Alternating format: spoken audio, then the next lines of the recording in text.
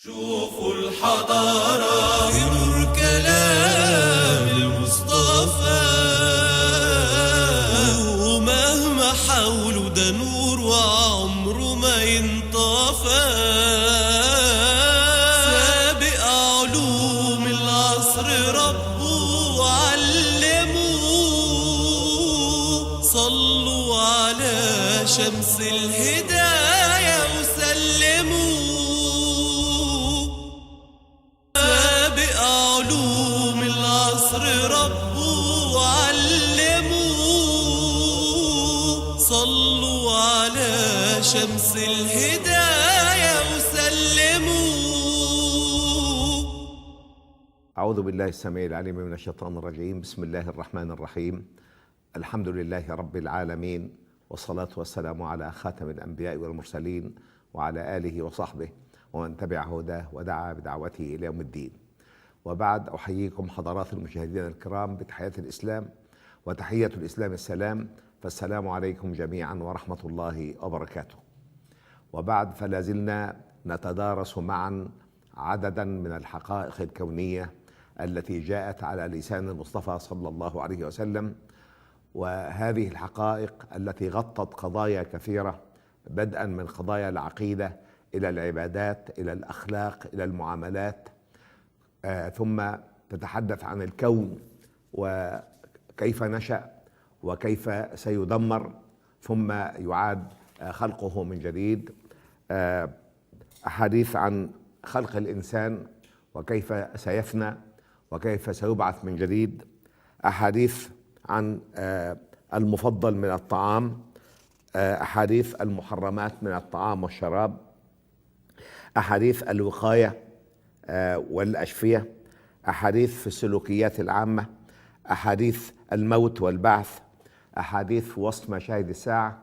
يأتي كل ذلك دون خطأ علمي واحد، بالإضافة إلى روعة المحتوى الذي يعجز العقل عن تصور إمكانية فرد واحد أن يغطي مثل هذه القضايا المتعددة دون خطأ واحد، خاصة إذا أدركنا البعد الزمني الذي وجد فيه هذا النبي الخاتم صلى الله عليه وسلم، والذي عاش من قبل أكثر من 1400 سنة، وعاش في بيئة بدائية، بيئة صحراوية لم يكن لها من وسائل العلم أي نصيب، ولذلك لا يمكن لعاقل أن يتخيل مصدرا لهذا الكم العلمي دون خطأ واحد، وفي مساحة هائلة من الموضوعات لا يمكن لعاقل أن يتخيل مصدرا لذلك غير الله الخالق سبحانه وتعالى.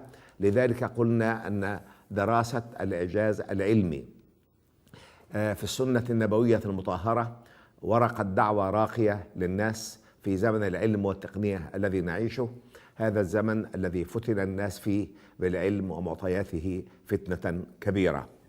ونتوقف معكم اليوم عند حديث مبهر للغاية، يقرر فيه المصطفى صلى الله عليه وسلم أنه خلق كل إنسان منا على 60 و300 مفصل. والحديث له روايات متعددة، فأخرج الإمام مسلم عن رسول الله صلى الله عليه وسلم أنه قال إنه خلق كل إنسان من بني آدم على 60 و300 مفصل، فمن كبر الله وحمد الله وهلل الله وسبح الله واستغفر الله وعزل حجرا من طريق الناس أو شوكة أو عظما عن طريق الناس وأمر بمعروف ونهى عن منكر عدد تلك 60 و300 السلامة، فإنه يمضي يومئذ وقد زحزح نفسه عن النار.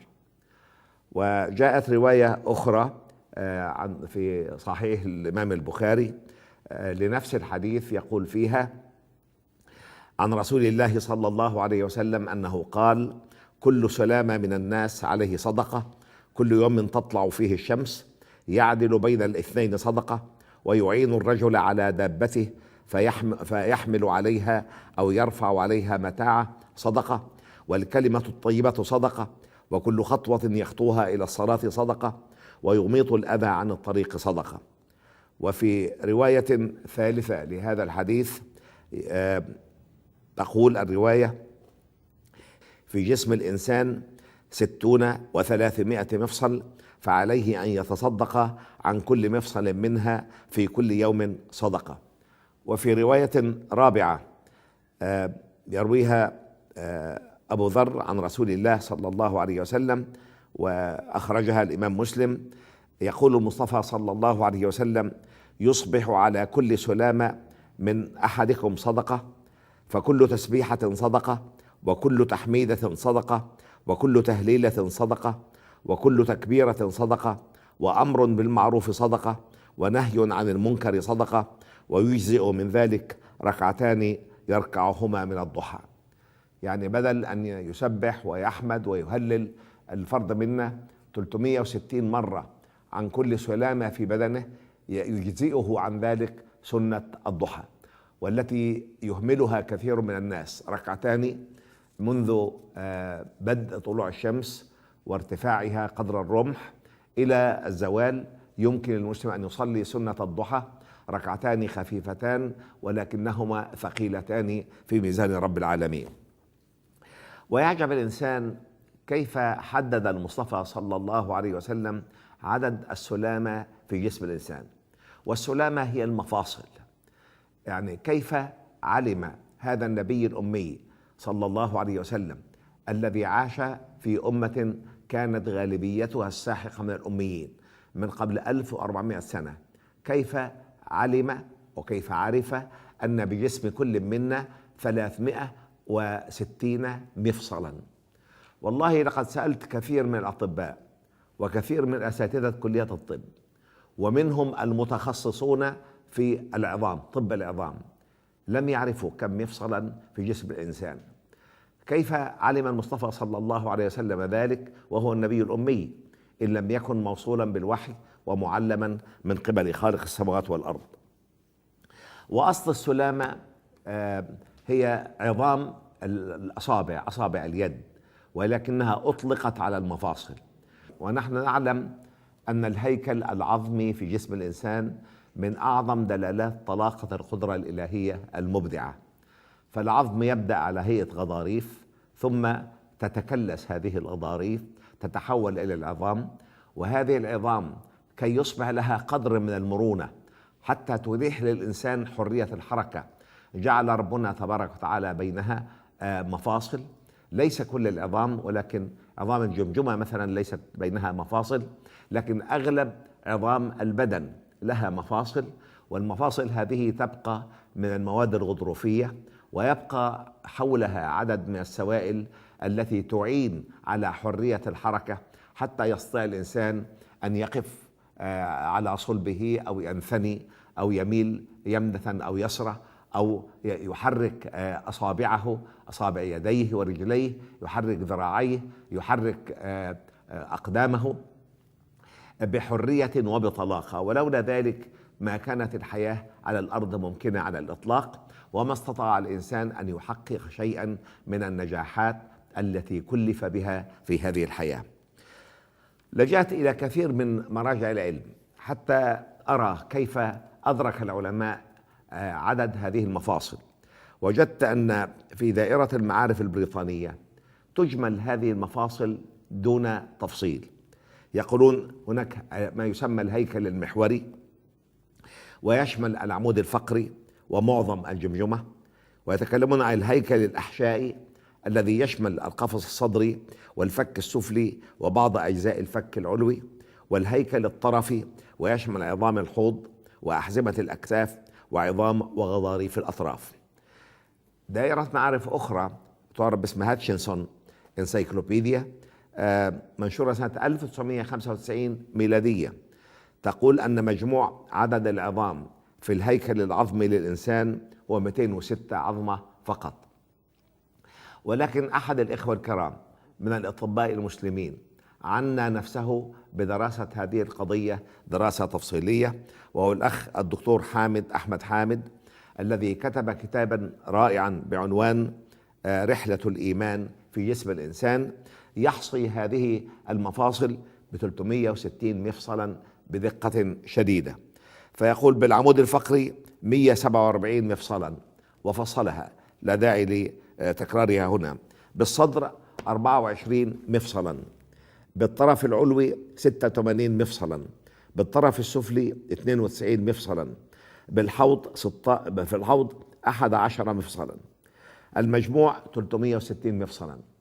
كيف تسنى لرسول الله صلى الله عليه وسلم أن يدرك ذلك لو لم يكن موصولا بالوحي ومعلما من قبل خالق السماوات والأرض؟ هذه المفاصل المتحركة في جسم الإنسان والتي تعطي لهيكله العظمي ومن ثم للجسد كله القدرة على الحركة بمرونة عالية هي المقصودة بتعبير السلامة.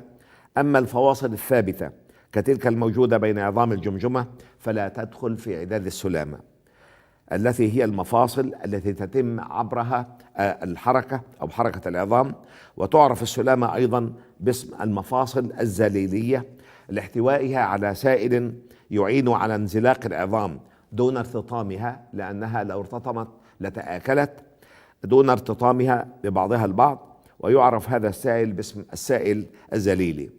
ومن أوضح الأمثلة على روعة الخلق في الهيكل الصلب للإنسان مفصل الورك، وهو مفصل كروي يتحرك أو يتكون من نهاية عظمية كروية تملأ تجويفا في الحوض يشبه القلنسوة، تتحرك فيه عظمة الفخذ بسهولة ويسر.